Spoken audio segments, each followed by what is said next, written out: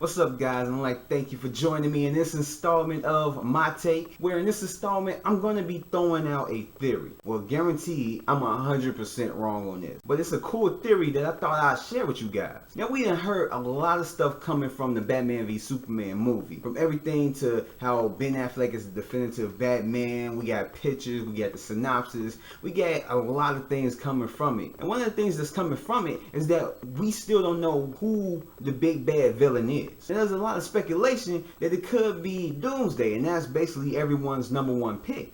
And also people have said Bizarro and Metallo, but here's my theory. What if it's none of them? What if it's not a villain or a traditional villain that's in the comic books? But what if for the Batman v Superman movie, the villain is Cyborg? Now, I know what you're saying, that no, Cyborg is a hero, he's never been a villain or whatever. It's not a part of the comic book, but you gotta think about it. Certain things in the comic books change, as well as being changed as it's being adapted from a comic book onto the movie. Given point an example is Ultron's origins being created by Hank Pym in the comic books, but being created by Tony Stark in the cinematic universe. And of course, countless other heroes. And it's like origins changed more than likely just to fit the story that they trying to get going within this cinematic universe. Now, it did say that Victor Stone may be in the movie, but he's not going to be Cyborg, and he might be, just mentioned. But what if he is the villain? Now, let's say he gets into the accident. Maybe it wasn't from the destruction of Metropolis, or maybe it was, but maybe it's something that has to do with this movie. And instead of his scientist father piecing him back together, what if it's Lex Luthor, who in this movie has all the means to do it, and he's using Kryptonian technology that was left over from the destruction of Metropolis, and in that he put that technology with him combined with Zod's DNA, as well as he laces it with kryptonite. And then once he does this, he programs Cyborg to go after Batman and Superman.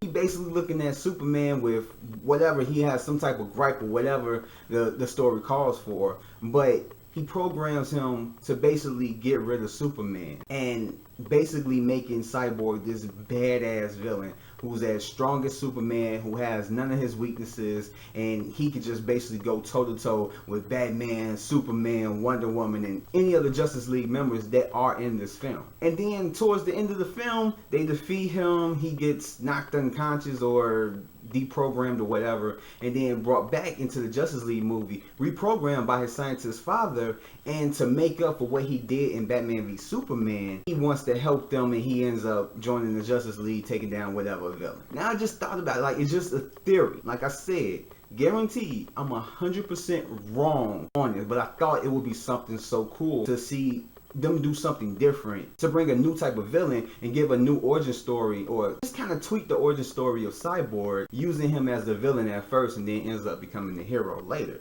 which will make a lot of sense for him wanting to join the Justice League and helping them out, not just simply because he has this newfound power and he's going to use it for good, but to make up for the wrongdoing that he did. And it will also explain the whole thing with Batman hanging on a cliff and he shoots off, and then this big ray hits the wall that Batman was just on. I mean, I can picture Cyborg turning his hand into a gun and shooting it at him, and it make this big ray. And I feel like that would probably be a cool ass fight. Man, but like I said, that was just my thoughts. It's just a theory that I was throwing out. I would be surprised. Like, I probably would drop dead of just shock if that's what it is. I mean, I could picture like the WB execs like, what the did the script get out? Like, how does he know this? But yeah, it's just a theory that I had, and I thought it was pretty cool, so I just thought I'd share it with you guys. And with that said, this concludes this installment of My Take, and let me know what you think. If you like the idea, let me know, put it in the comments below. Like this, subscribe to my page, and there will be more to come. More videos I'm working on, and also check out my other videos. I have movie reviews, I'm reviewing